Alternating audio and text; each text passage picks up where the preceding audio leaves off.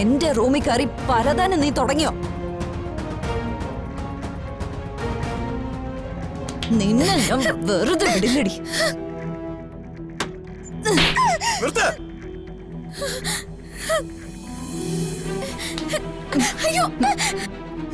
നീ ആര് പറഞ്ഞാലും നിന്നെ ഞാൻ വെറുതെ വിടില്ലടി. എന്റെ റൂമിൽ കയറി നീ ജീവനോടെ പുറത്തു പോവില്ല. അയ്യോ കവിതേച്ചി, അവളൊന്നും ചെയ്യല്ലേ. പിന്നെ ഞാൻ ഇവിടെ എന്ത് ചെയ്യണം? കവിതേച്ചി വിട്. കൂടെ പിടിച്ചെടുത്ത് പുന്നാരിക്കണോ? വിട്, അവളെ വിട്. പിടിച്ചു മാറ്റ്.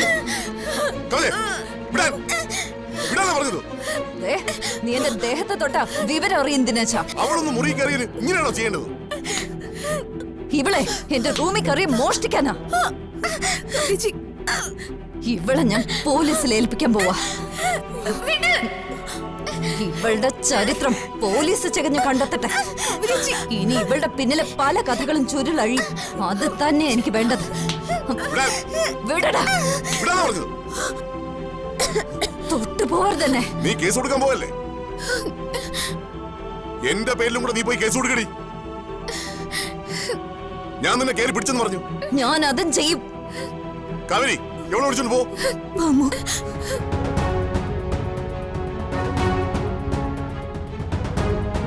നിക്കവിടെ.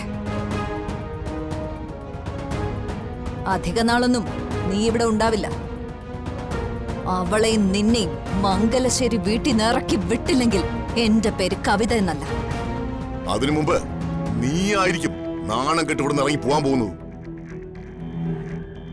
ആ വീഡിയോ കാണിച്ച് നീ ഒന്നും നേടാൻ പോകുന്നില്ല. സഞ്ജുവിനൊരു ആപത്ത് വന്നാൽ നിന്റെ മുഖം മൂടി ഞാൻ വലിച്ചു കീറും.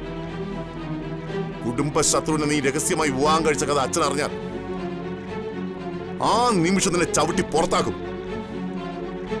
നീ സ്വപ്നം കാണുന്ന ഒന്നും നടക്കാൻ പോകുന്നില്ല. ദക്ഷയുടെ വീട്ടിൽ അടുക്കളക്കാരിയായി കഴിയാനുള്ള വിധിയാ നിനക്കുള്ളത്. ഹോ, ഗൗതത്തിനെ ഞാൻ രഹസ്യമായിട്ട് കല്യാണം കഴിച്ച കാര്യം പറഞ്ഞ് ഇനി എന്നെ പേടിപ്പിക്കാനൊന്നും നോക്കണ്ട. ദേ, തിരിച്ചു ചോദിക്കാനും കവിതയ്ക്ക് അറിയാം.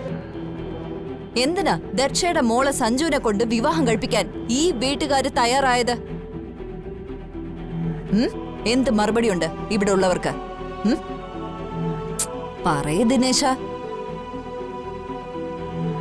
അതെ, ഞാൻ ഓരോന്ന് അന്വേഷിച്ചു ചെന്നിട്ടൊന്നും അല്ല ദൈവം ഓരോന്ന് എന്റെ മുന്നിൽ കൊണ്ട് തരുന്നത്. അതെ, നീ ചെന്ന് സഞ്ജുവിനോട് പറ ഞാൻ ആവശ്യപ്പെട്ടത് എനിക്ക് തരാൻ. പിന്നെ സഞ്ജുവിനെ നോക്കാൻ ഈ കവിത വരില്ല. ദിനേശന് പോവാം.